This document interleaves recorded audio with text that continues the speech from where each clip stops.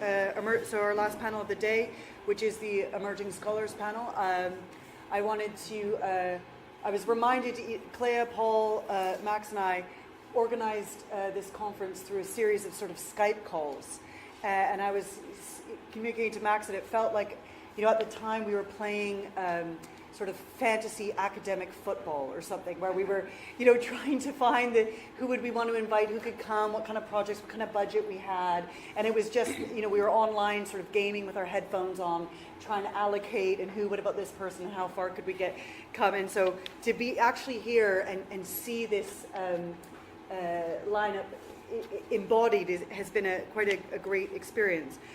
And for the Emerging Scholars panel, really the kind of logic behind this is, again, to reimagine or use our imagination to rethink academic hierarchies. So we can all be quite familiar in academic life, the kind of very strict hierarchies around, professor, where you are relative to below a professor. Are you a permanent member of academic staff? Are you tenured? Are you not tenured if you're in the North American system? Are you a PhD student, a postdoc, and various levels below that? And this idea that somehow you have to make it to professor to be, to really speak radically. Until then, what you need to be doing is playing it safe, getting the right public, and very kind of marshalling our way in which we engage in academic practice. And of course, there are trailblazers and those that stand up to these hierarchies.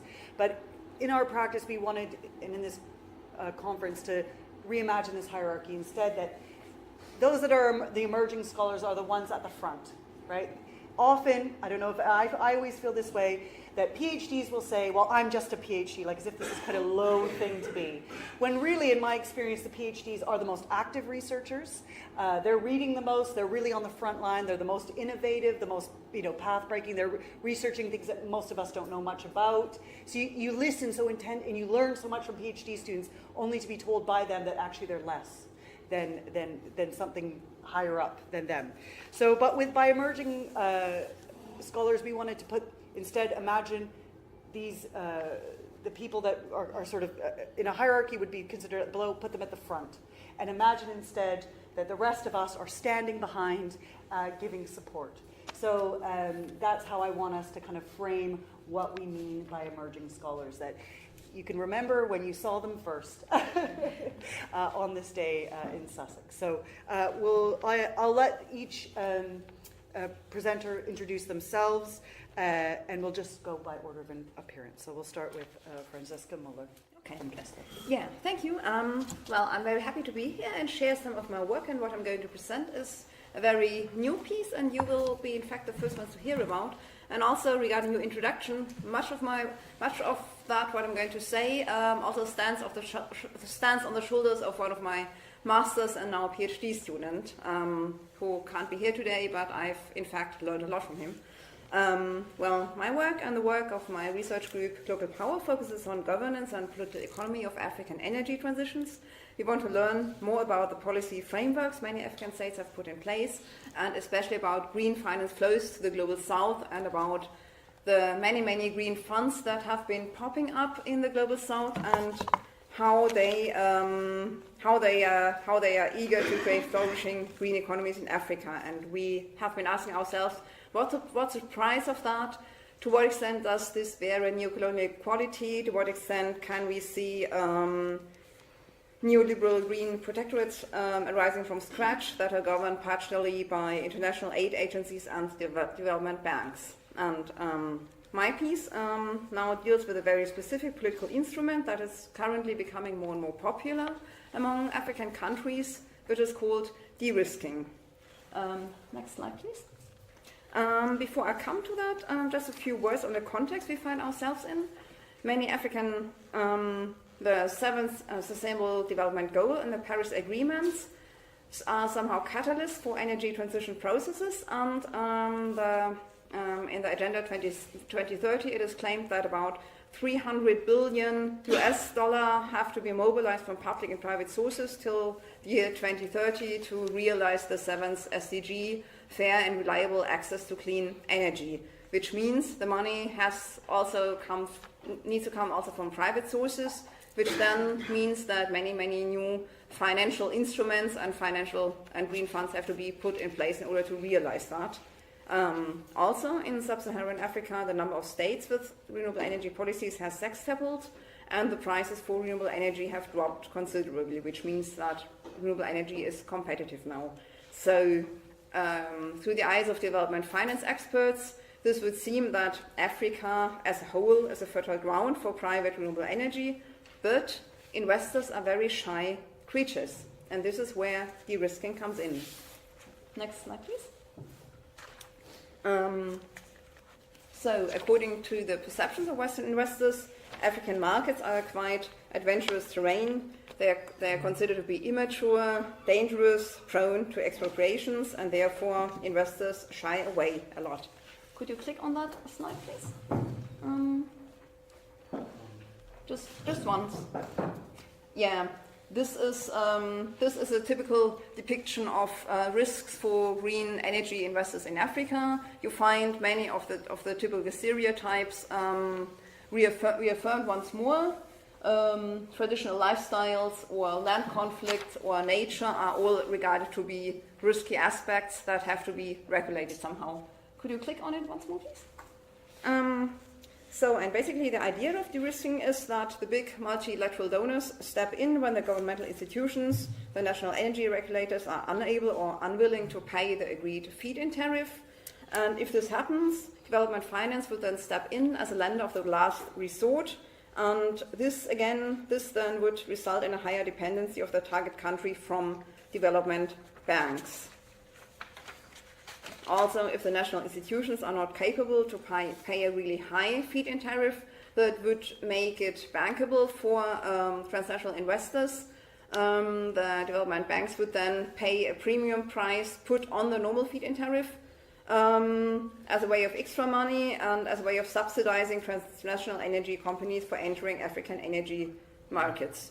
Which means, in a nutshell, that my money as a taxpayer goes into the budget of the German Development Ministry and then goes, for example, to the Zambian de-risking project and then goes into the pockets of these transnational energy companies that are mostly European-based in order to give them their premium price.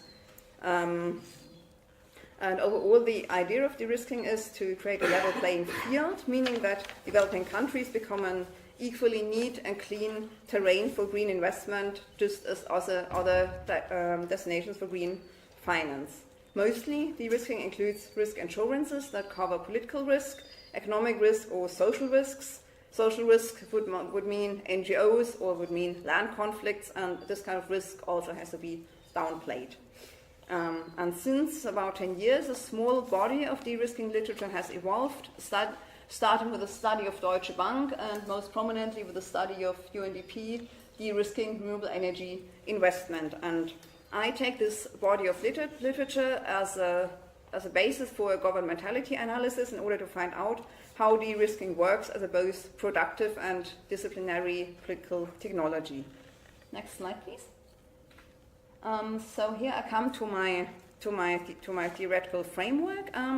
Basically, I am interested in how de-risking governs as a political technology, what the productive and disciplining qualities are, how it contributes to green state building in the global south, and also what kind of new colonial qualities we can detect here.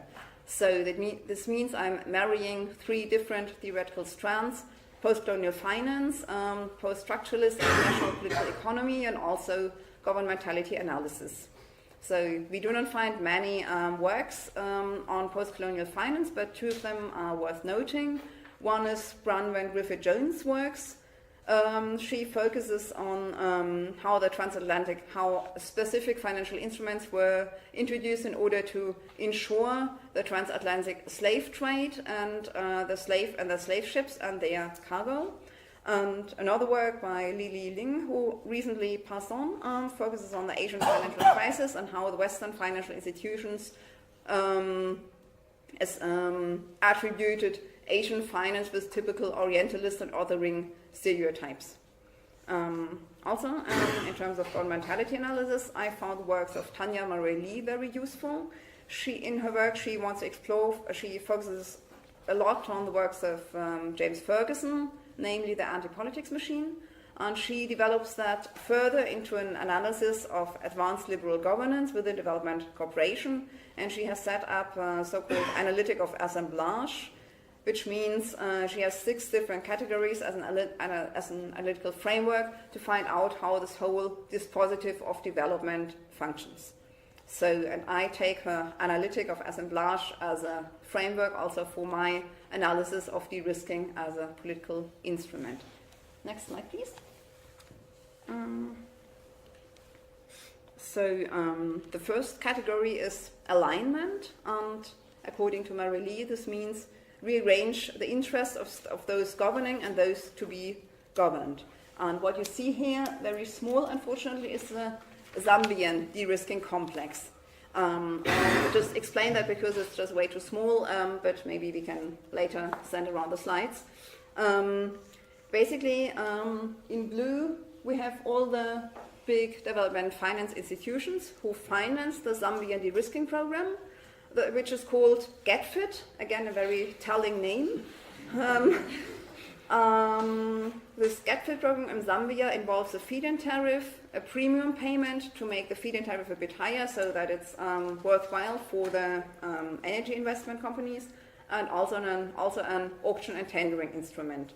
The whole GetFit program is implemented by a Norwegian engineering consulting agency called Multiconsult, with the help of a German-Zambian regional law firm. And we still have some Zambian institutions involved here on the right, on the left-hand side in orange. The Energy Regulation Board, the Ministry, and the Energy Regulator.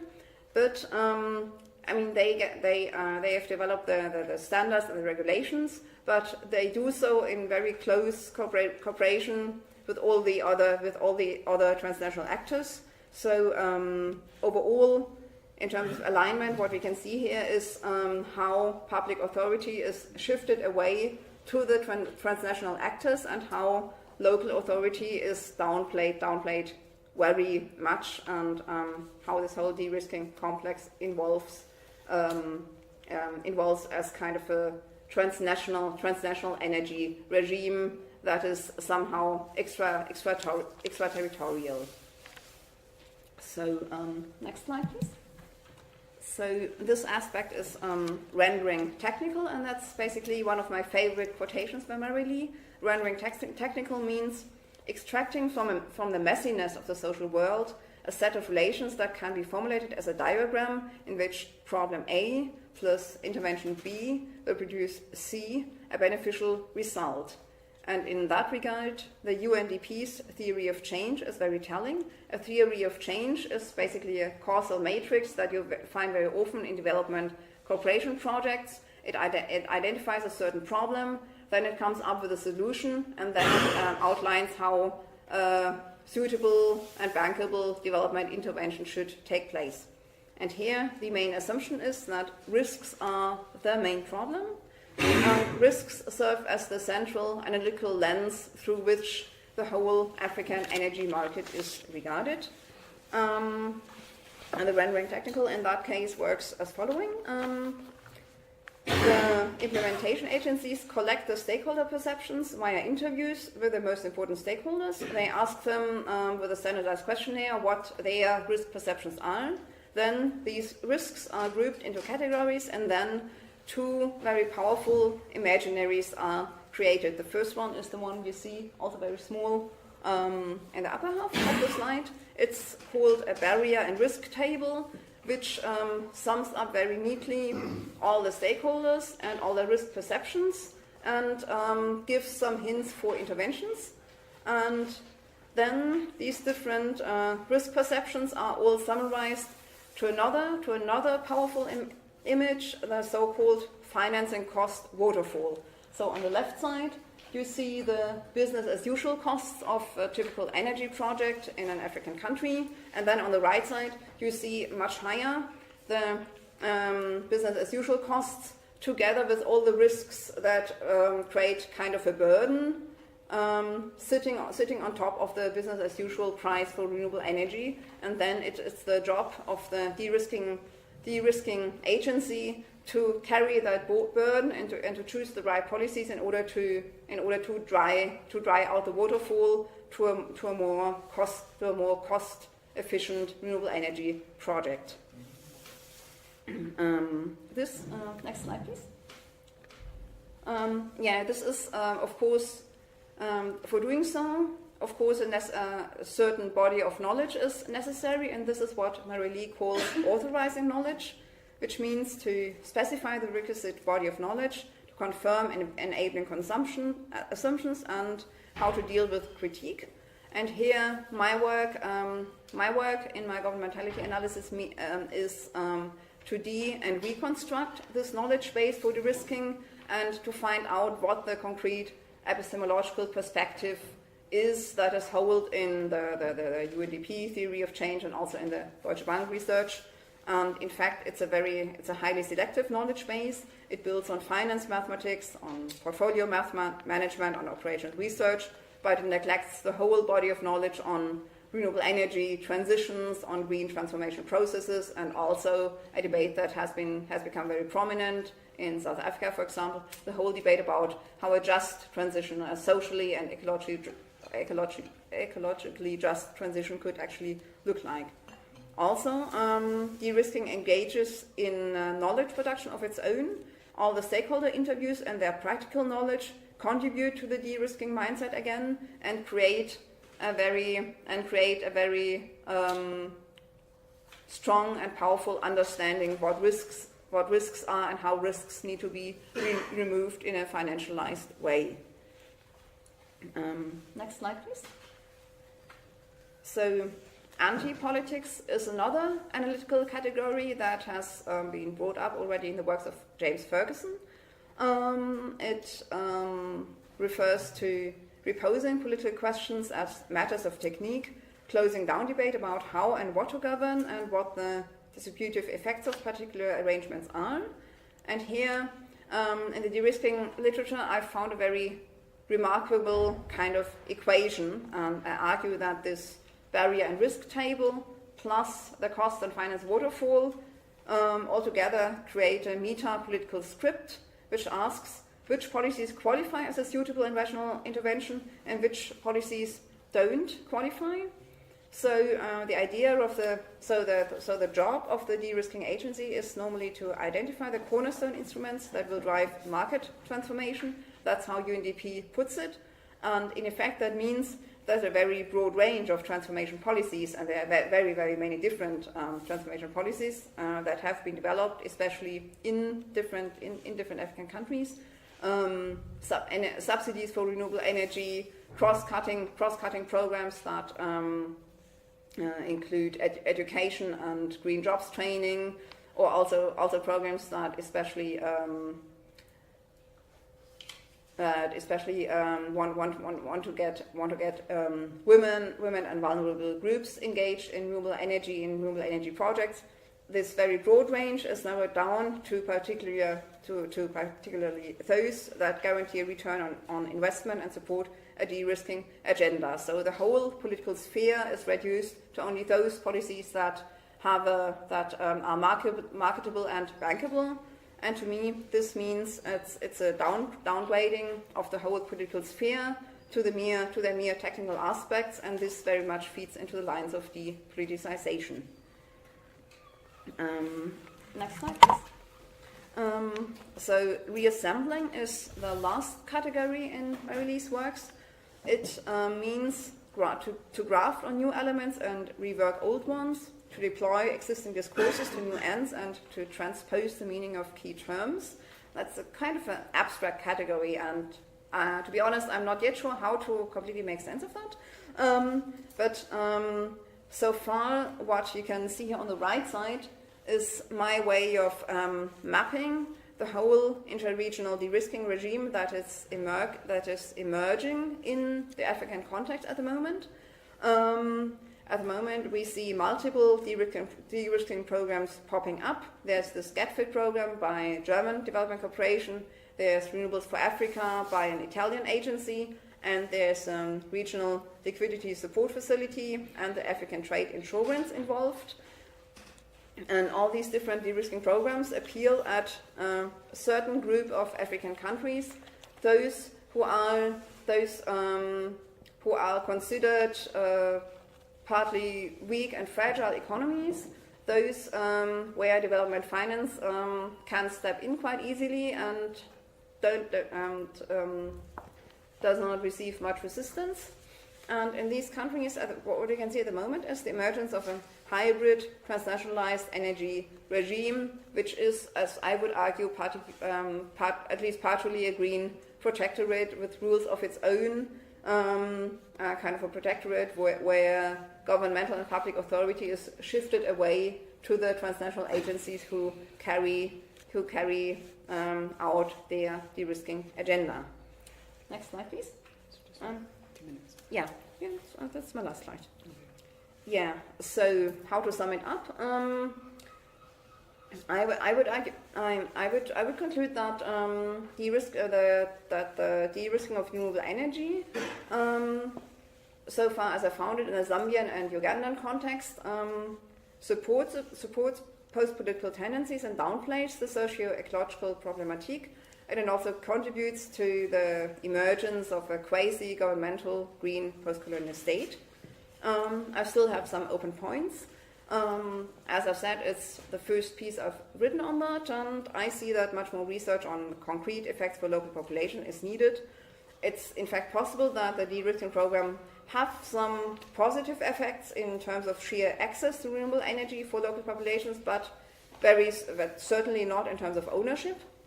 Also, I see the need to outline some strategies for re-politicization, which would mean to integrate socio-economic and socio-ecological criteria into energy policy, also to talk about divestment and also to talk about technology transfer. These are all things that have been mobilized very often, for example, by the Ghanaian or by the South African government, but de-risking is downplaying that all.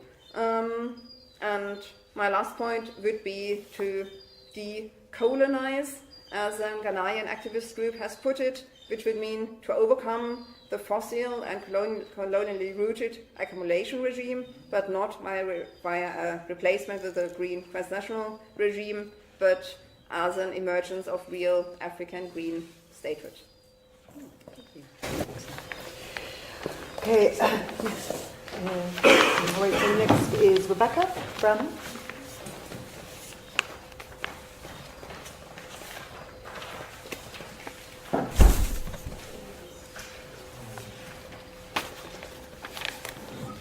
Okay, I'm going to talk about some provisional work I've been doing on global debate about tax transparency. And I've been looking at the mobilisation of certain discourses about colonialism within this debate. This is part of a bigger project that I'm working on, in which I'm exploring the cultural frameworks that help people to make sense of taxation and public spending, with a particular emphasis on the UK context after the global financial crisis. And I've been looking at lots of different cultural resources that help people to understand what taxation is, take a position on taxation. I've looked at the shaming of celebrity tax avoiders, and I've looked at the geographical associations that pertain to brands, tax avoiding brands. And throughout this project, I've been really interested in the way that histories and geographies that seem to have very little to do with taxation are in fact integral to the representation and communication of this economic concept. So in this paper I'm going to talk about a different kind of resource. I'm going to talk about colonial history, and in particular the colonial history of the places that are now known as the British Overseas Territories. And of course they're also identified as tax havens or offshore finance centres. So specifically Anguilla, Bermuda, the British Virgin Islands and the Cayman Islands.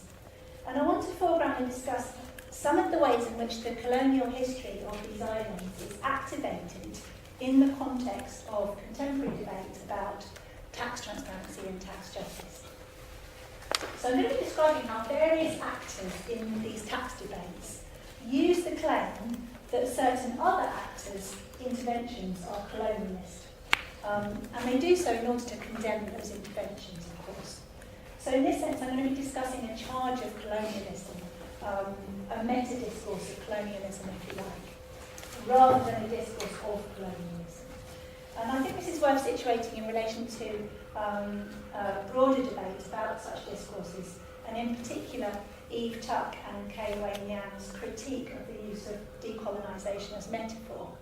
I'm quite interested in this idea about whether this term is being used metaphorically or not, in fact, in these discourses. Of course, this idea that it's a metaphorical mode of expression is my entry point into looking at this way of talking. And I am, in fact, primarily interested in colonial history as a resource for talking about something else, about tax justice. But at the same time, even these kind of ostensibly figurative uses of the term colonialism, this kind of meta-discourse of colonialism, it is, of course, also about this relationship between Britain and its former colonies. So it's about colonialism as well. So I'm going to talk about three contexts in which this charge of colonisation has been made in relation to tax transparency measures. And I'm going to use these scenarios to identify three different areas of this meta-discourse of colonialism. So before I do that, I'll just provide a little bit of background on the development of these islands as tax havens. And then right at the end, I'll try and give some provisional conclusions. This is very early work. Okay, next slide, please.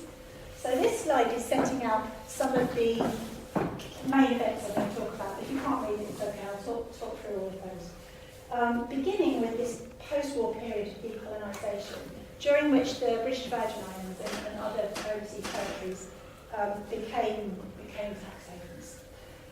In terms of existing research about why that happened, the scholars have pointed to lots and lots of different factors. So first of all, financial services were, of course, central to the growth of imperial power, and so the empire was always dominated by commercial financial elites. And there was a very high level of tolerance for the use of colonial output posts as conduits for capital. Britain's colonisation of many small islands and microstates has also been noted as a factor, and also the geographical location of those Caribbean islands. There's a very strong emphasis on the role of law in all of this. So Bill Maurer describes the British Virgin Islands as an entity carved out by the legal structures of colonialism, and that includes the law about taxation. And the extension of English common law to colonial territories is very widely seen to have provided the secure legal infrastructure that facilitated offshore transactions with the City of London. And then finally, of course, the development of the Eurobond or Euro markets in the late 50s is a very important driver of the development of offshore financial centres. So Roland Palin has described how each wave of decolonisation brought new entrants to the tax haven game, and how the harsher global economic conditions of the 1970s further fueled this drive towards offshore activity. But by the 1990s, criticism and scrutiny of offshore financial services was increasing. And we can say that by the end of that decade of the 90s, there was the beginnings of what's called the global tax transparency movement. It began to emerge at that time. Okay, so this is the first of my three contexts that I want to talk about, in which different actors are going to be talking about colonialism in relation to tax transparency measures. And the first of these is the OECD's Harmful Tax Competition Initiative. And this was an initiative launched in the late 90s, 1998, on behalf of the G7. And it aimed to eliminate harmful tax competition. It was really targeted at small Caribbean tax havens, and it glossed over what the OECD countries were doing at the time. The OECD threatened to place states that did not comply with its proposed information exchange measures on a blacklist of uncooperative jurisdictions. And the initiative was met with huge resistance from the islands that were being targeted. Next Next slide. Some of you might know Jason Sharman's book, who's written about this very extensively, about this confrontation. And he argues that the struggle between the OECD and the Caribbean tax havens was, above all, a rhetorical contest. So Sharman makes the case for understanding the threat of blacklisting as a particular form of speech act that remade the world, specifically by damaging the tax haven's reputation. And on the other hand, the advocates for those tax havens responded by seeking to damage the OECD's reputation. And eventually they did succeed in turning the tide of opinion against this harmful tax competition initiative. Next slide, please. So this is where the charge of colonialism comes in. This is an article by Ronald Sanders, who was serving as the High Commissioner for Antigua and Barbuda in London, and he contributed importantly, I think, to this war of words between the OECD and tax havens. So Sanders describes the OECD's attempt to introduce transparency measures as a form of fiscal colonialism. He says he's offering a Caribbean perspective, and he argues that the OECD's initiative is nothing less than a determined attempt by the world's wealthiest economies to bend powerless countries to their will. It is a form of neocolonialism in which the OECD attempts to dictate the tax systems and structures of other nations for the benefit of its member states. Along with representatives of other target jurisdictions, Sanders was very strongly aligned with libertarian advocates for tax competition based in the US. Later in the article, Sanders notes that the OECD are the principal advocates of the virtues and merits of competition, yet while they promote competition in everything else, they decry it in taxation. So in this way, Sanders' charge of fiscal colonialism becomes a descriptor for the actions of the rich former colonial powers who seek to shore up their interests at the expense of the small, poorer countries. One of the drivers of the OECD initiative was seen to be the threat to the tax revenues of the G7 countries. And so Sanders' accusation of neocolonialism is also positioning the high-taxing European socialist economic model as anti-competitive and residual. And as Sharman notes, advocates for the targeted jurisdictions used elements of dominant ideas, like free market, for example, that were being propounded by the OECD to further their own aims, so taking that language and turning it back against the OECD. Okay, next one, please. So the OECD initiative is widely seen as a failed project, and they went on to try another kind of what they call the global forum of approach to tax transparency. Before we go on to the next example, I want to talk about just to foreground that role that the financial crisis had in shaping public interest in tax avoidance. Austerity in the UK is seen as being really the key factor in the rise of public concern in the UK about tax avoidance, and the reason why people have become more aware of the negative consequences of offshore financial services.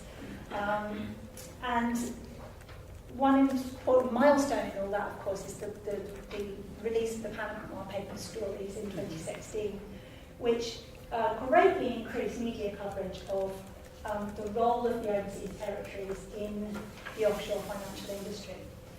So it was revealed, for example, that half of the anonymously owned companies listed in the Panama Papers were set up in the British overseas territories, and it was revealed that the BVI owns, I think it's the largest single source of foreign ownership of UK properties. So these kinds of facts began to circulate with those Panama Papers stories. And I think this is the context in which we need to read the reporting. So you have the next one, sorry, I'll skip this one. So yeah, it's kind of lots of graphics of tax havens that were swirling around the time of those Panama Papers stories. And I think this is the context of the Panama Papers in which we need to read reporting of Hurricane Irma, which happened in 2017. And you'll remember that this was a huge storm that caused widespread damage and loss of life in the northeast Caribbean and in Florida, particularly affecting the overseas territories of Anguilla, the BVI, and the Turks and Caicos Islands. Next one, please. And in coverage of these events, the overseas territories were repeatedly identified as the tax havens, Caribbean tax havens. And you can see how the charts of the hurricane's path echoed the maps of the region that have been made familiar in reporting on the Panama Papers. And for example, in this map that was published by the Times. Next one, please. The context of these high levels of public concern about tax avoidance is also very important to understanding the impact of this image, which was posted by Richard Branson on Twitter during Hurricane Irma. You probably know that Branson owns a whole island in the BVI, where it's a home, an exclusive luxury resort. And he likes to publicise the fact that he stays on the island during hurricane events. So this tweet was kind of intended to evidence his spirit of adventure, his commitment to the region, his commitment to the tourist industry. However, as well as performing this function, it also helped to open up this debate about the relationship between Britain and its overseas territories, which was once again framed in terms of colonialism and tax transparency.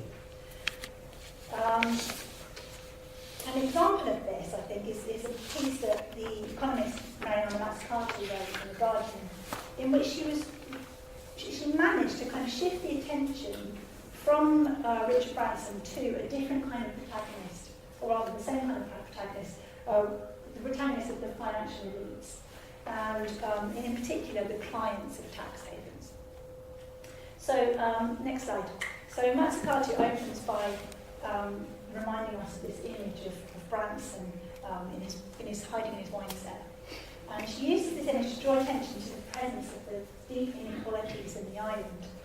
And really goes on to point out that the economies, such as those in the overseas territories that are dependent on this global value extraction, are never going to be sustainable and never going to reduce inequality. So it's not just a matter of getting them to pay for repairs or something like that. It's to do with the fundamental way that those economies are working. So we can say that this tweet by Franziska enables her to point out that it's the financial elites rather than nation states that are the new colonial masters here. Okay, the last just context that I want to talk about, if you go on one more, thank you, is this piece by Anthea Lawson, who's from Global Witness, and the Tax Justice Network's John Christensen. And this was written in the wake of the passing of a bill called the Sanctions and Anti-Money Laundering Act, which received assent the year after Hurricane Irma. And this is an act that required the governments of the overseas territories to establish publicly accessible registers of the beneficial ownership of companies registered in their jurisdiction. So it's something that TJM and others have been campaigning for a long time. And you can see this kind of intervention as one in a long series of attempts by richer nations to manage the threat posed by tax havens. So it's not really surprising that this same kind of accusation of fiscal colonialism came out again, the same kind of language that was being used around the Oecd initiative. For example, the Premier of Bermuda described this act as a return to base colonialism. Now, what's interesting is how TJN respond, I think. So they put this piece up on their blog and immediately identified themselves as long-time campaigners for this act and as celebrating its passing, so they're very happy about it. And rhetorically, they meet this criticism that it's colonialism in a very direct way. And they sort of try to dissipate it by making a counterclaim. So they say, but that is precisely the point. The colonial meddling never stopped. The very fact that these jurisdictions have been operating as tax havens with devastating consequences for the people of the nations is because they were pushed to do so by Britain in the first place. So in this way, they're admitting this Caribbean tax havens accusation of colonialism, but trying to absorb it into a longer history of colonialism that, for Lawson and Christensen, makes the current intervention justifiable. So it's about their idea that this latest act of legislation is the first step in putting right a bigger wrong. Yeah, so it's kind of different use of colonialism again. Okay, so just very briefly, 3 different contexts in which this charge of colonialism is being used. Immediately obvious that it's being used by very different actors in different positions, and laid against different targets from the Oecd, financial elites, Britain, and that we've got different variants of this discourse. Fiscal colonialism, financialised neocolonialism, and then this kind of discourse of colonial meddling at the end. I'm at a very early stage in developing conclusions about this, but I think it points to the limitations of the ambitions of the tax transparency movement, and its ambition to kind of resolve all of this, resolve this colonial history through the kind of aims and objectives of tax transparency, at least as they're being currently defined in the global law. Thank you very much, Rebecca. That was wonderful. Thank you very much. So then we'll go quickly on to Nick. Is it Bernards? Bernards. Not Bernards. Yes, please carry on. 15 minutes. Right, so I'm Nick Bernards. I'm from the University of Warwick.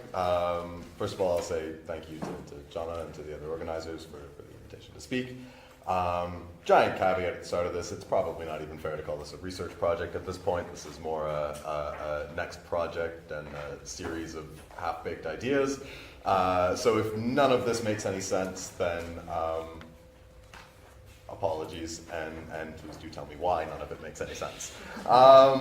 Right, so I think the project that I'm starting to work on now is around tracing out sort of colonial histories of uneven development in particular, and thinking about how those have posed limits on contemporary processes of financialization.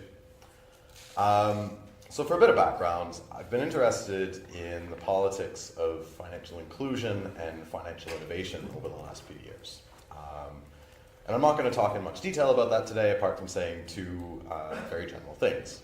The idea of financial inclusion and increasingly more recent sort of ideas around innovation being a way to sort of create financial inclusion, either through new products, things like microinsurance and index insurance, or sort of new technologies. These things really epitomize a lot of the thrust of processes of financialization and sort of neoliberal development governance, this sort of invitation to live by finance that Randy Martin talks about. They aim to solve poverty by making new markets for financial products, with the idea being that this is a means of enabling the poor, particularly in the global south, to either pursue entrepreneurial strategies to generate incomes, or more recently, in a slightly less ambitious, maybe, sort of vein to manage risks. And the second point is that these things have, by and large, failed or are failing. And I mean this both in the sense that it turns out that access to credit and insurance on their own don't actually do very much to reduce poverty. But also in the sense that even on their own terms, these kinds of interventions have had, at best, really uneven rates of success. So the actual extent to which sort of targeted populations, so bottom income quintiles in lower and middle income countries, actually borrow from formal financial institutions is roughly the same, maybe a little bit lower in the most recent numbers from the World Bank than they were in 2011. Banks, as it turns out, are much keener to offer high-interest loans to urban, employed, and relatively less poor borrowers than they are in giving money to people who are employed informally, or even more so, sort of small-scale farmers. And the picture is really even more stark when it comes to these other sort of risk management things like savings and insurance that have increasingly been plugged up as part of financial inclusion. What success there has been in promoting things like microinsurance has been overwhelmingly in what's called credit life. So they're literally insurance policies that are tacked on to microloans where if you die before you've paid off the loan, the insurance policy covers you. And for a lot of reasons, insurers are fairly keen to offer those. It's pretty easy to calculate what the risks are. They're really actually just a way of scraping an extra fee off of a micro borrower. In terms of the things that are sort of held even by the people who promote this stuff, like agricultural insurance, property insurance, and whatnot, really there just isn't a lot of it out there that's been successfully bought and sold. And so I've written previously about ways that sort of emerging ideas around innovation and technology try to grapple with these failures and try to sort of politic them away. There's a growing refrain, I think, that's interesting from the World Bank and from others that quote-unquote traditional financial systems in developing countries just aren't equipped to lend to the unbanked, particularly women and people in rural areas, because of the way that they gather information, the ways that they assess risk, the kinds of collateral that they ask for. There's this growing concern that sort of risk assessment systems in particular just rely on kinds of documentation, kinds of property that the majority of people amongst the poor in the global south simply don't have. And you see a lot of advocates of financial inclusion trying to sort of pin hopes on new technologies or innovative forms of credit and insurance as means of bypassing these problems. And in some research that's just started to come out, I've tried to sort of make sense or to argue that these kinds of technological strategies are more or less doomed to fail because they fail to account for these sort of underlying patterns of increasingly precarious livelihoods that make that lending really fraught in the first place. So I want to make a couple of suggestions today. One is that these kinds of uneven geographies of financialization or uneven successes of financial inclusion are the result of much longer running sort of geographies of financial development that are fundamentally colonial. That's to say that they're the product of the ways that broader economies and also financial systems more specifically in colonial territories were wrapped up with these sort of deeper historical political economies that were organized around appropriation and extraction. And the sort of suggestion to build on that is that we can trace these sort of recurrent failures of neoliberal development projects precisely to really their fundamental inability to recognize the kind of challenges that are implicit in building markets, quote unquote, on top of these sort of colonial infrastructures. And this is really the thrust of the project that I'm just sort of starting now. To some extent, I'm talking today about archival research I haven't actually done yet. So this is all going to be a little bit sketchy and preliminary. I think it's pretty commonly accepted that if you look at colonial Africa, certainly, India and a lot of other places probably too, physical infrastructures that are sort of legacies of colonialism are primarily oriented towards these sort of extractive modes of development, right? So you have roads and railways and ports that were built to smooth the passage of raw materials from interior regions where they were grown to metropolitan centers where ultimately they were sort of processed and value added. I think it's been less commonly noted that the sort of underpinning infrastructures of the financial systems that built up in colonial territories were very much designed to do the same thing. Sort of banks and other financial actors that were set up, the ways through which they sort of settled payments, assessed risks, agreed prices, were very much built up around those same modes of appropriation. And to get a little bit at what I mean by that, I'm going to talk a bit about Senegal, where I've done a little bit more research, and particularly the ways in which financial practices intersect with the groundnut economy in colonial Senegal. So for a bit of context, groundnuts or peanuts have been sort of the key export crop from Senegal for the last 150 years or so. I'm going to underline a couple of really broad strokes points about their production, some enduring features of that, and how colonial interventions, particularly aimed at mobilizing credit in moments of crises for groundnut production, sort of shaped systems that continue to impinge on neoliberal projects. The first thing is that groundnut production is heavily dependent on rainfall. They're actually peanuts are farmed in areas of Senegal that are systematically less well irrigated than others. This isn't really actually an accident. It's a product of the sort of particular configuration of labor and property relations through which groundnut production was established. There's this massive initial expansion of groundnuts as a crop and groundnut exports between about 1850 and about 1930. And this took place through primarily a system of French trading companies who bought groundnuts from traders who would normally have purchased them from smaller merchants who would have been in sort of direct contact with growers. And initially, particularly after the closure of the Atlantic slave trade, slave labor was really important here. So people who would have sold slaves for export increasingly tried to redeploy them in agriculture. After the abolition of slavery around 1900, where sort of French authority had been established, and they made a big show of eliminating slavery, there was a sort of broader pattern of Bernstein's called it generalized commodity relations, so dependence on cash incomes that was in particular engendered through head taxes.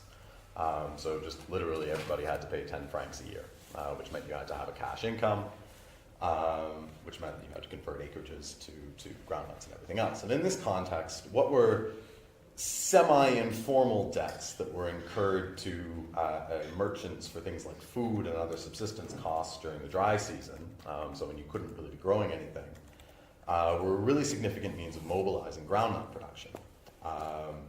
These kind of semi-formal credit operations were really vital to the business models even of those French trading firms, which really avoided any of the risks that might have gone along with owning property. And in fact, actively lobbied in Paris in the early 1900s against setting up concessionary property schemes. So the sort of rubber farming model from the Belgian Congo was deliberately avoided in that part of the Africa at the wishes of the trading companies who were active there. So this whole system was really dependent on a very large proportion of people who were indebted and involved in producing groundnuts. The colonial state, with very much the help of French financial capital, invested very heavily in that transport infrastructure to move crops from the interior to the coast, and in financing trade. So the sort of formal financial system that built up was very much tied to that. Interestingly, not in infrastructures to support production itself.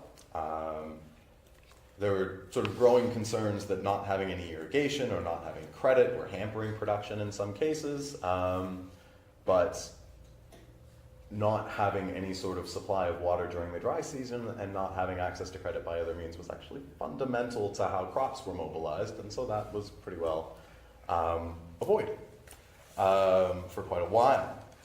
So the upshot of this is that you had this colonial commodity production system that was heavily dependent on a particular configuration of physical infrastructures, yes, but also financial ones. And not surprisingly, this was kind of a very fragile system that's been prone to crises, particularly when sort of world historical events have intersected with drought. First sort of major episode here was in the early 1930s. To cut a very long story short, prices for groundnuts started to fall even before the Great Depression, obviously fell further afterwards. And the big response on the part of the colonial administration was to push what were called Sociétés indigènes de prévoyance. So these were sort of nominally cooperative savings and credit schemes that were sort of financed by the state, having borrowed large amounts of money from banks in France. And notably, those sort of debts were meant to be repaid by charging farmers interest on their harvest. So in effect, this was an effort to sort of reconfigure those kinds of chains of semi-formal debt through which the sector was organized into more sort of formal ones that were more directly controlled by the state, and to try and sort of intervene in an emergency with more formal credit. For a lot of reasons, this didn't work very well in the end. people often took loans but didn't really prioritize repaying them, because if you were very far from Dakar, there wasn't really like a police force that could make you repay your debts very effectively, and sort of more local claims might have been more pressing for a lot of people.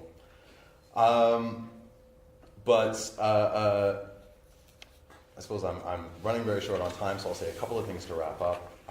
One is that there are, I think, distinct parallels between those kinds of interventions in particular ways, especially the way they mobilize ideas about risk, and about enabling indigenous Africans to manage their own risks that are echoed by financial inclusion, but also the way that those kinds of emergency loan systems required more or less building sort of parallel financial systems alongside the more sort of metropolitan-oriented one that was financing trade. Those were systems that were sort of picked up by the post-colonial state and then wiped out by structural adjustment. And so, to cut a very long story short, because I'm wrapping up, I think you've been left with a situation where you have a financial sector that's been built up to do some particular things around this sort of extractive model of colonialism, right? So financing transport, financing trade, and the system that had been built up in a series of emergencies to lend to sort of smallholder farmers was wiped out. And increasingly, sort of narratives around financial inclusion have been sort of targeted at unsuccessfully nudging capital to please lend to these people and please insure them. And so I think that there's probably a story there around the kinds of sort of financial infrastructures that were built up under colonial rule, and the ways that those have both shaped, in particular places, the particular shape that financial inclusion as a political agenda has taken, but also the ways in which it's been able to succeed and more often than not fail. And I'll leave it there. Excellent, thank you. Okay, so we'll, I realize we have started late, but we will, kind of still leave enough time for discussion.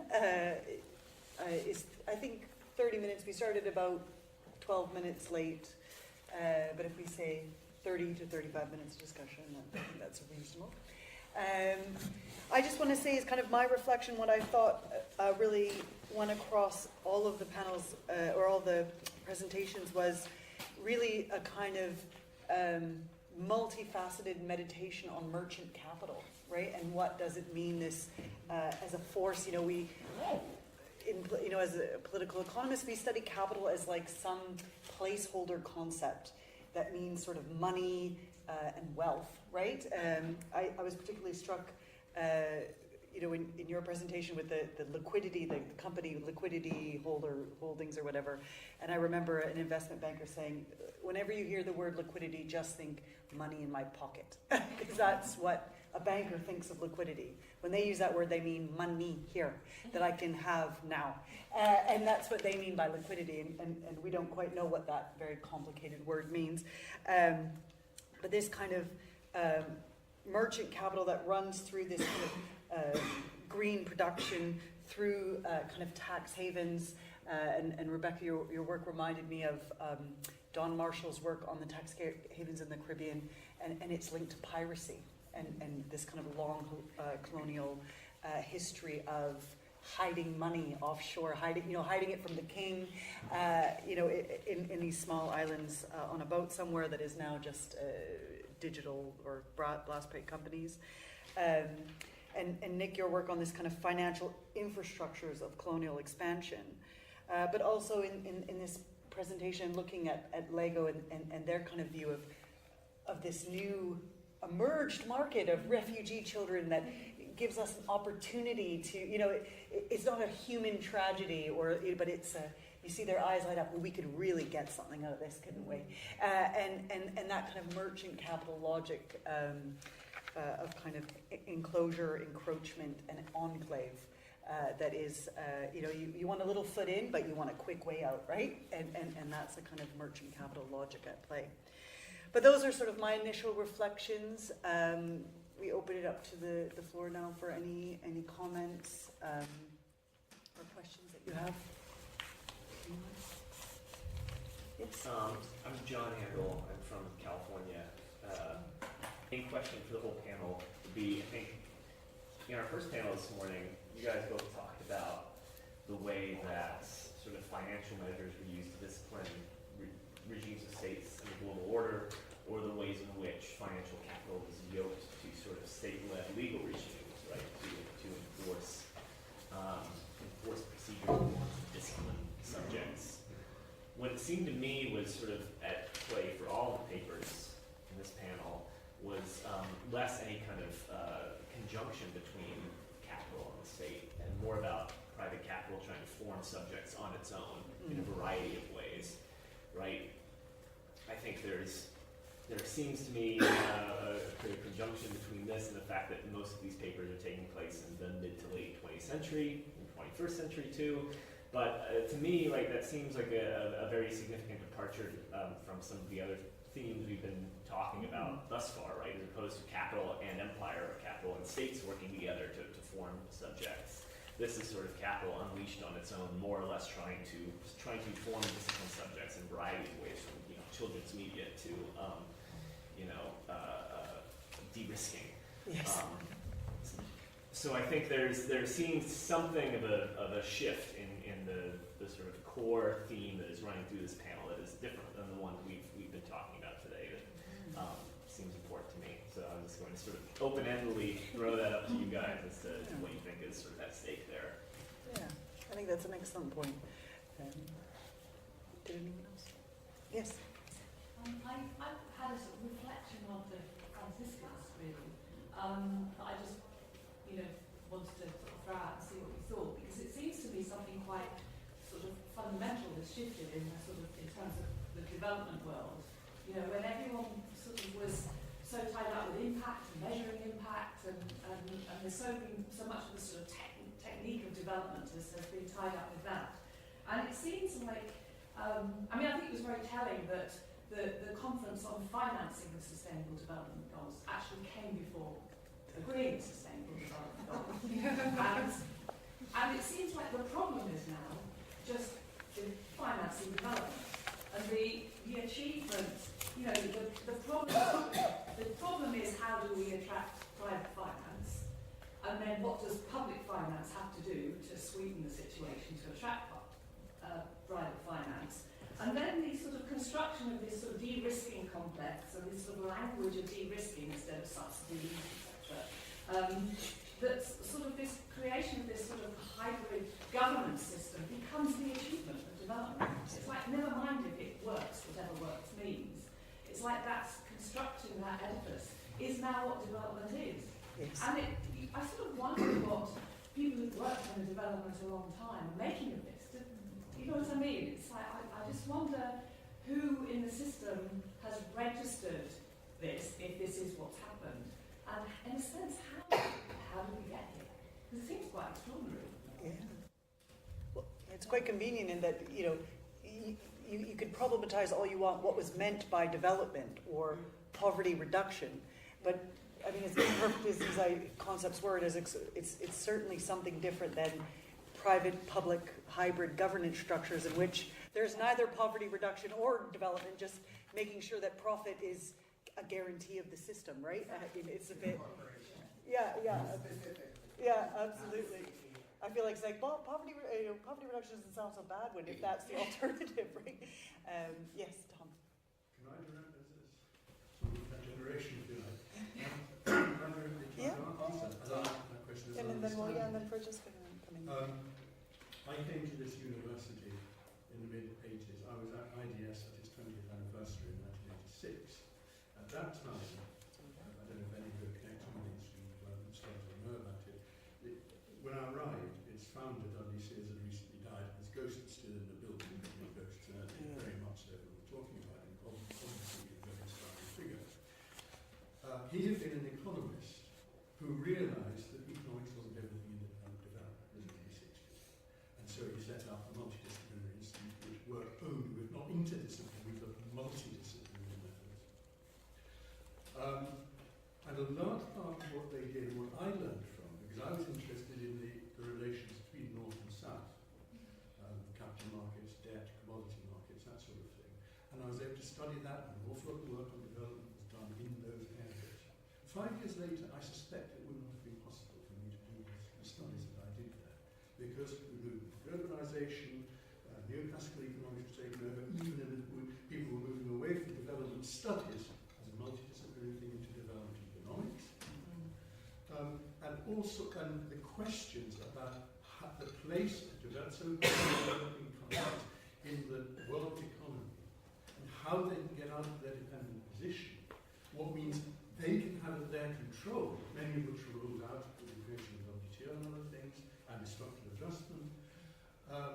They were ruled out as political possibilities, but also conceptually, because of the growth of neoclassical economics as a dominant thinking. And so a lot of the things I was thinking earlier, a lot of the things that we're discussing here would have been meat and drink, I would think, to development studies people, and yet they're not here.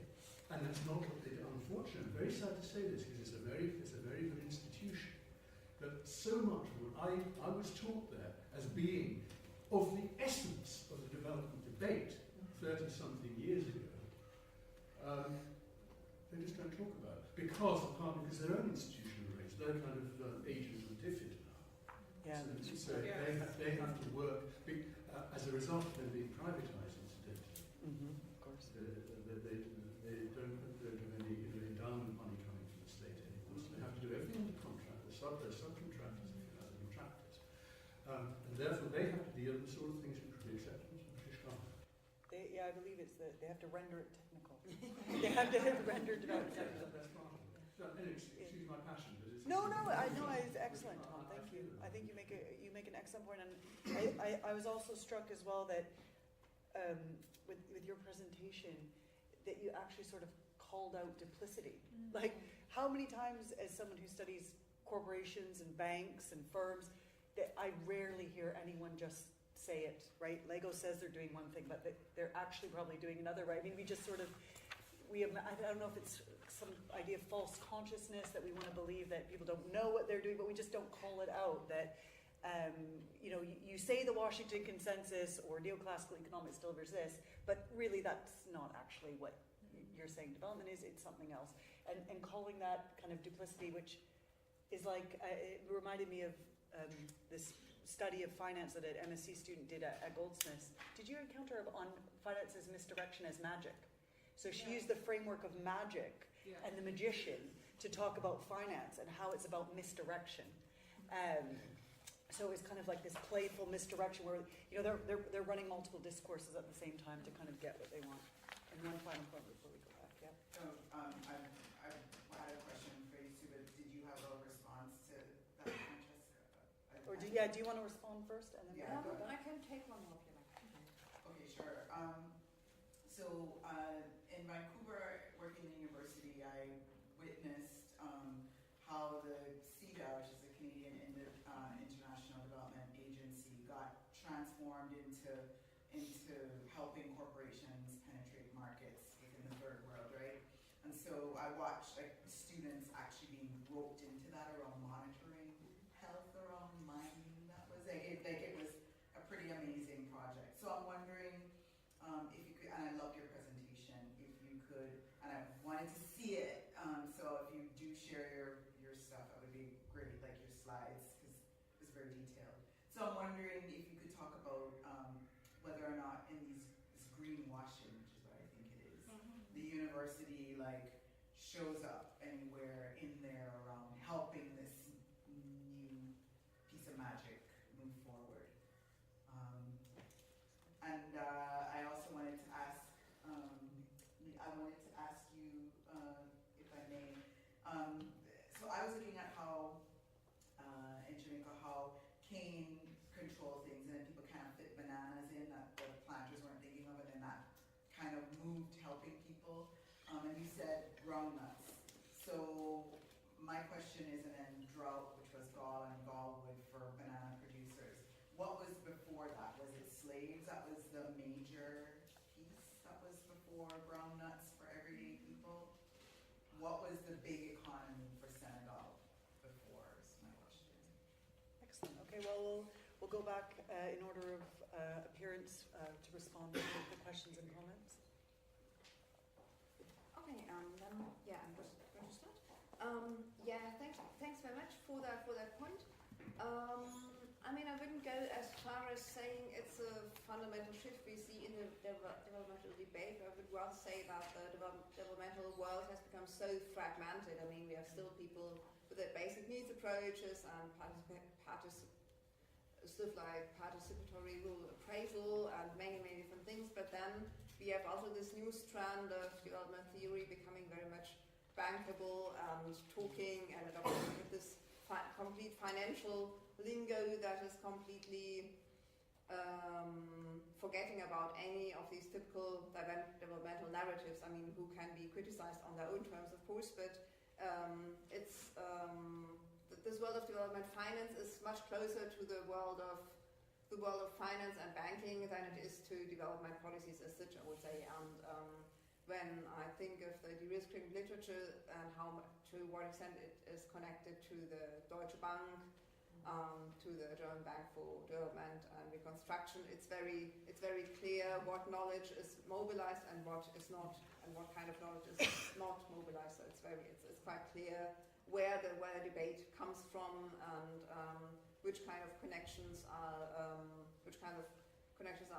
either actively not made or actively cut off. And I mean, overall, it's very much driven by top-down thinking and very modernist thinking. So one could say it's maybe a new version of the modernization theory in development studies. It's not dealing with social needs at all, and the question, who wants all this renewable energy and what is it for? Who would need it? I mean, what are people think? I mean, do they want renewable energy at all? For which appliances do they like to use it? These questions are never posed in that de-risking debate. It's basically about how to channel the money that is going to be raised in the SDG debate to the global south, and how to make this global green expansion possible with de-risking stepping in, because I guess the architects of the Sustainable Development Goals thought that it would be much easier to direct these green finance flows, and now they see, okay, we have kind of a problem. We need all this de-risking methodology in order to get the message through, in order to get the investors going to other African countries. And what I forgot to tell before is, for example, the list of energy companies that are now active in Zambia and who won the tenders and who will get the taxpayers' money as a top-up on their feed-in tariffs are mostly all US and European companies that have first been in South Africa, but were a bit shy to go to other African countries, but now really risking they are brave enough to go to Uganda or Zambia or Mozambique in the next couple of years to come. You were, if I understood your question right, you were interested in whether universities show up somewhere in the de-risking game. I'm not so sure at the moment. I do not have a clear picture yet, but I can at least say that the Frankfurt School of Finance, which is sort of we have this excellent university clusters in Germany as a result of German university funding, because the basic idea is that the German Ministry of Education wants to create some small Harvards and Yales in Germany. And the Frankfurt School of Finance is one of them, and the Frankfurt School of Finance works very closely with UNDP and UNEP and has set up this whole de-risking methodology. So that's one connection to universities, but and also to Frankfurt as a place of financial markets. And with the other de-risking programs, I'm not so sure whether they are clear university connections. But I would love to share the slides, and I can also send you my paper, which is still a bit sketchy, but we can just share it. And Rebecca, did you want to offer any reflections? Yeah, I think I'll just briefly come back to John's point about this formation of the subject by private capital, as you put it. And I think that's interesting. There's a sense in which I think running through these discourses about tax havens and who's kind of really responsible for them, whose fault it is, and who's the kind of agent there. I think that's precisely how the term colonisation or colonialism is being used in a sense to, it's a kind of contestation about who are the active agents of colonial subject formation, if you like. There's a pushback between this idea of the nation state being the responsible actor here, or financial elites or private capital. So I think that's a really helpful point. And in terms of the questions about development, I don't really have anything concrete to say about that, apart from it's very interesting that DFID is really moving now into offering tax advice, particularly in Africa. So they have tax advisors now across Africa. And that kind of rolling out of the British model of taxation is something that I'm really interested in thinking about a bit more critically, because it doesn't seem to be happening. So yeah, that's a very, very interesting problem. On that last point, there was a War on Want report a few years ago that a lot of these sort of public-private partnership things that DFID is now doing are being routed through tax agents. So the actual company that they're investing in is set up in like Mauritius or something, but it's an aid project for Mozambique. So bleak. Maybe I'll take the question about what was there before groundnuts, because I think that's maybe a way of answering the state question a little bit too, and I'll be brief with this because I think I went way over my time. There isn't really a Senegal before there are groundnuts. It's the sort of colonial state and that sort of export trade are, it's probably not an exaggeration to say that they're co-produced. A lot of and that has implications for the kind of state that's there too, right? I mean, it's dependent for 50% or more of its sort of budget for the entire time that it's a colonial state and well afterwards on groundnut exports. And for quite a while, that's the biggest export, not just from Senegal as a sort of particular territory, but from French West Africa in general. That starts to change sort of cocoa and cotton a little bit later. But yeah, I mean, that's really the foundation of the colonial state.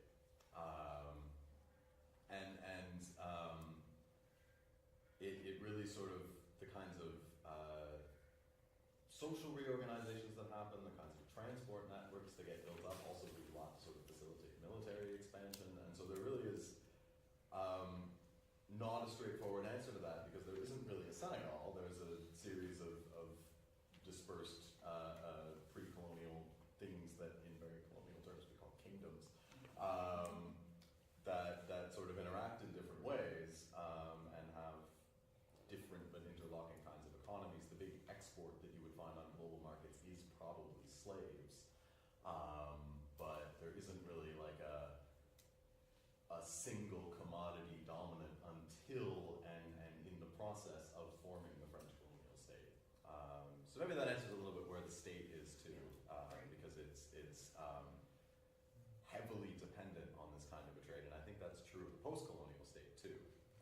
And maybe the only other thing to say is that to some extent, a lot of the stuff around financial inclusion more recently winds up looking a lot like state authorities and the World Bank sort of trying very hard to will a market into existence that doesn't seem to want to exist. Sometimes without actually a lot of interest from private capital.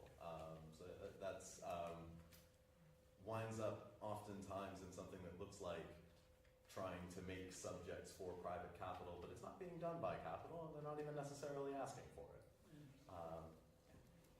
I'm big into monster metaphors these days, having written about zombies, but it's sort of like the Frankenstein monster, right? Like just assemble all these parts, put it together, and hope to conjure a market out of it or something. I've always like Field of Dreams is the metaphor. Oh, Like if you build build it, they it, will they will come. come. Yeah. And meanwhile, it's just ghosts of dead players, yes. And last but not least, do we have one more round? Yes. I'd hardly dare start because so many things in my head. I guess I'd just pull out a couple of points. Listening to the presentation on, as you were saying, producing these subjects, child refugees, I kept thinking with the other half of my brain, the work that my colleague Sue Clayton does on adolescent refugees, because once they age out of the official United Nations system, they're literally dead to brands like this. And I could feel the tragedy of what was going to happen next, because once they reach that age where, from the brand's perspective, they are no longer cute and cuddly and friendly children, you know, what are we building up for the future? So to bring your work together in conjunction with some of this other work that looks at adolescence, I think would be immensely powerful for the sorts of discussions that we're having now and how to make connections. With Rebecca's, I was thinking about this, so another side of all of this, because there are some countries in the Caribbean, for example, that are tax havens and others that are not. And for those that are not, it's not necessarily that they don't want to be tax havens, but they're not allowed to be, particularly through IMF regimes, but more recently through anti-money laundering legislation and what financiers typically call fat cap legislation nowadays, the FATCA legislation. So even if you want to be, you can't. And so we have a cemented set of havens now that managed to scrape through when they were still allowed by the OECD. So I think that kind of relationship is very important to look at. But then for the ones who are not, what's really interesting about their relationship with the financial system is that they are still being kept barefoot and pregnant through not having settlements in the region. Settlements is something that I think we don't write enough about in the critical space, because it is possibly one of the most boring areas of finance.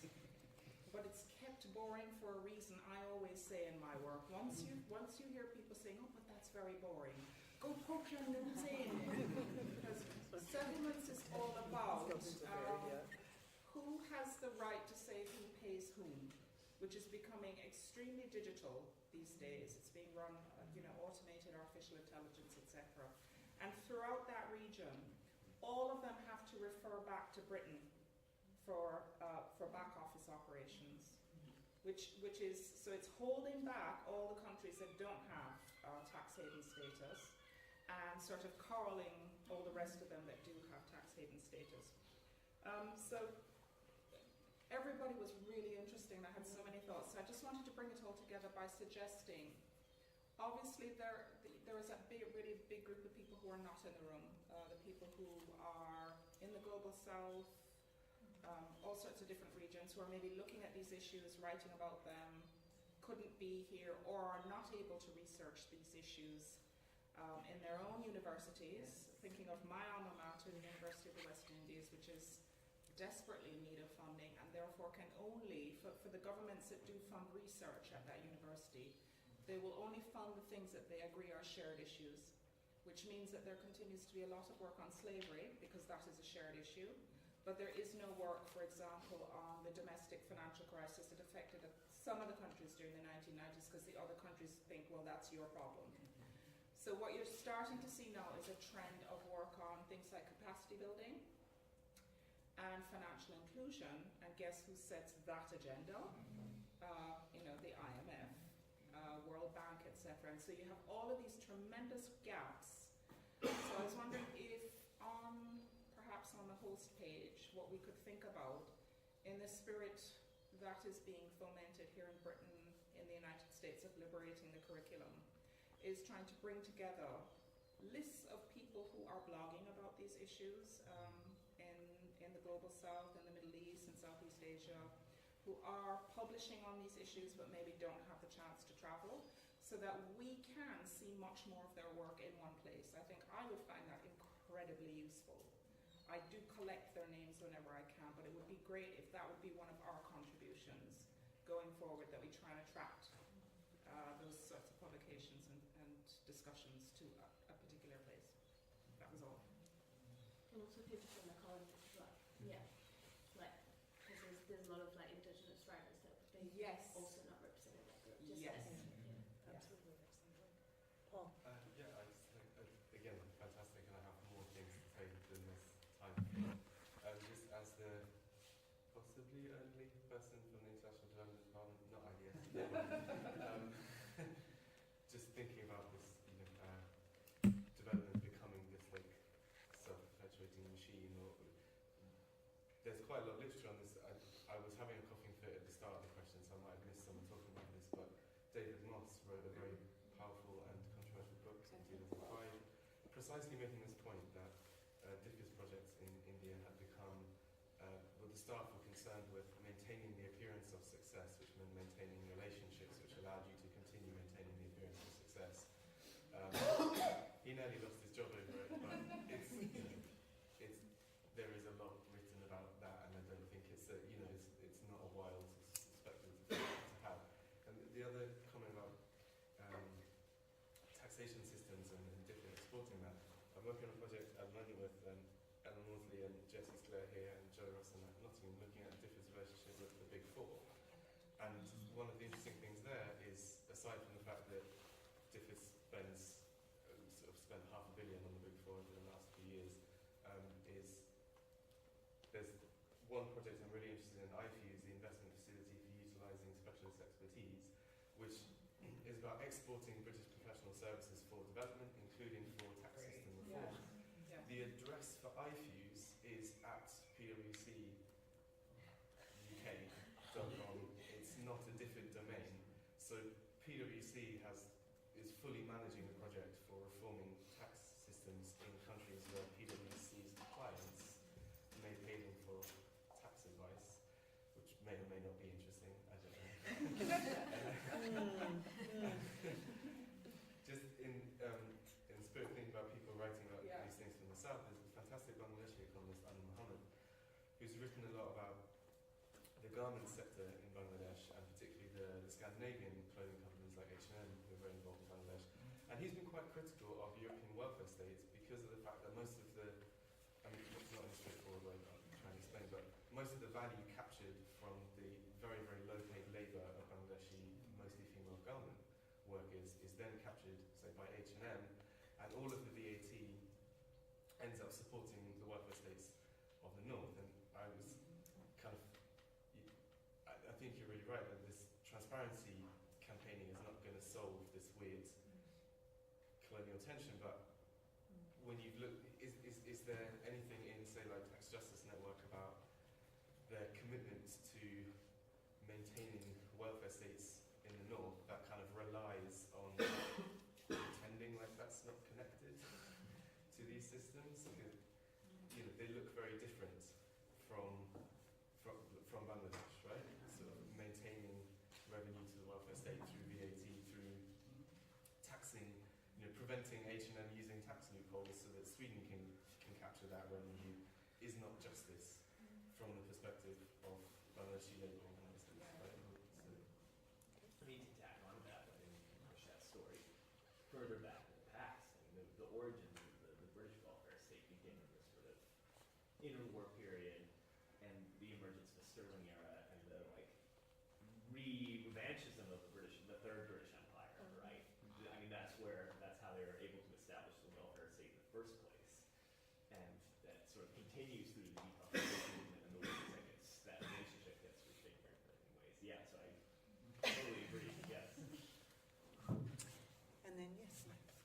I wanted to tell a short story as a way of bringing in also, as we close the first day, again, the question of activism around this and moments of intervention.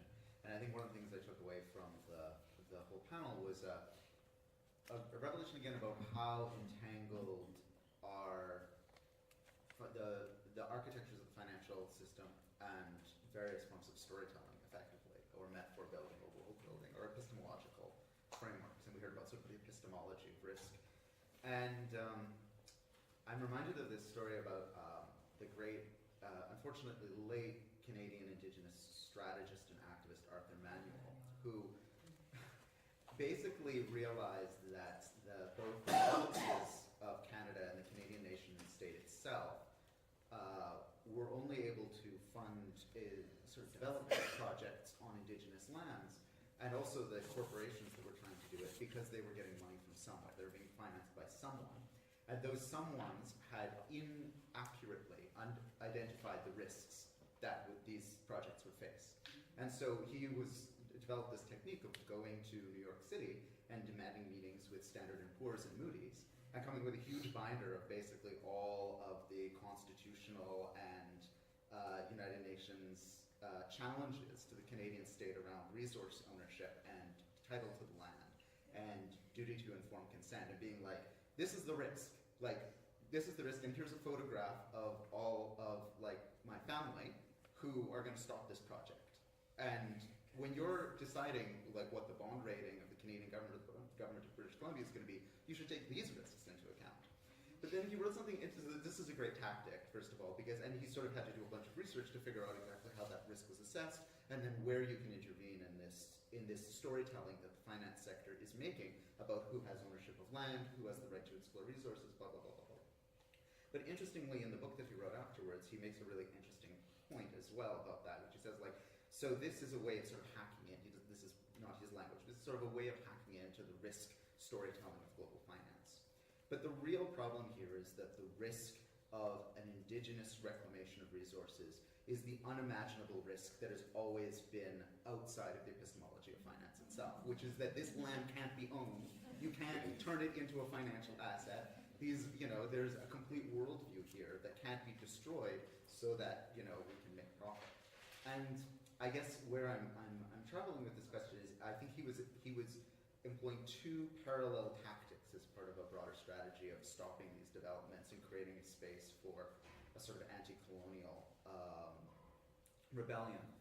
One tactic was working within the narratives of risk and the orchestrations of risk that the financial sector and the series of nation states that hold it in place are speaking of, which is saying, like, here's a risk, please quantify this risk and include it in your calculations.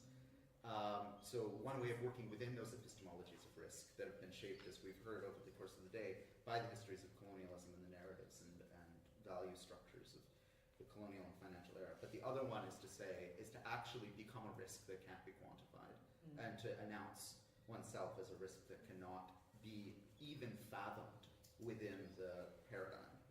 So, yeah, that's the story. Okay, well, should we end with just short reflections from the panel members? Should we maybe reverse the order of appearance, so we'll go back to front? So let's start here. Sorry, just a 1 minute sort of closing reflection. So rather than starting at the beginning, we'll go the other way. Well, yeah, actually, I think this risk that can't be quantified is really interesting. I actually was training to be an actuary for a while at the start of my career, which I think makes me quite an outsider in this room. But I always find that really interesting because I was also doing that while the peripheral debt crisis was happening, and I was working in Ireland, and we were just constantly trying to recalibrate what was 99.5% risk percentile of things blowing up, and nobody knows. So I think the idea. Sorry? You gave it up just at the point when actuaries were saying that we are the world's risk experts, Harris, for every kind of risk. Yeah, I think they go for like accountancy with us, like a, what is it, like a future, like, yeah, that you can tell future. Yeah, whatever the bold thing is. Yeah. But yeah, it was getting less and less tenable, I think, and epistemology. So I think that trying to subvert ideas of what actually is risk in finance and how that relates to real life is, something that we really need to carry forth in everything we do.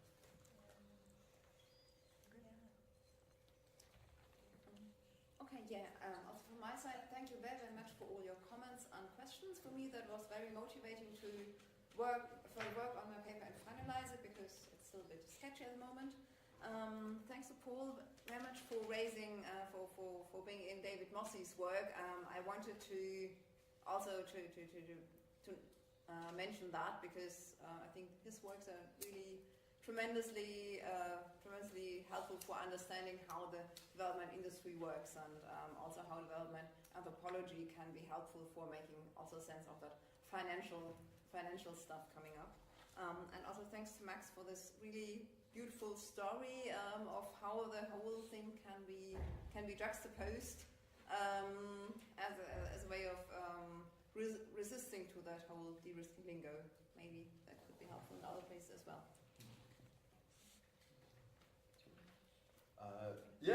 So Max, I couldn't help hearing that story. Think about the RCMP storming